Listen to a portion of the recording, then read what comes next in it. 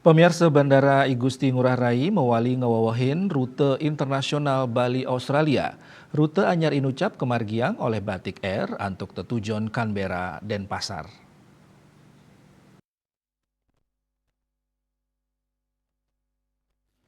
Manut General Manager Bandara Gusti Ngurah Rai Handi Heriu Dityawan, pemargin Batik Air rute Canberra dan Pasar, dawak tanggal 14 Juni Sani Lintang, Bandara Gusti Ngurah Rai, sampun ngayahin sieu rute penerbangan langsung menuju Australia.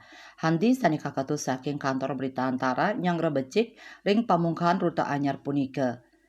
Bandara muali ngawahin rute internasional dados sasu rute antuk tigang dan sekutus maskapai sani sidang ngayahin penumpang.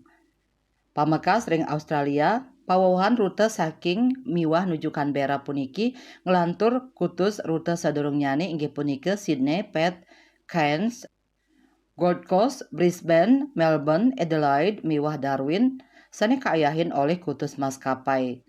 Handi mastikayang rute Canberra puniki nyemayang tur sida nincapang prakanti maka kali negara, napi malih nyelehin Australia dados negara antuk pengrauh wisatawan nyane pinih akeh rauh ke Pulau Dewata.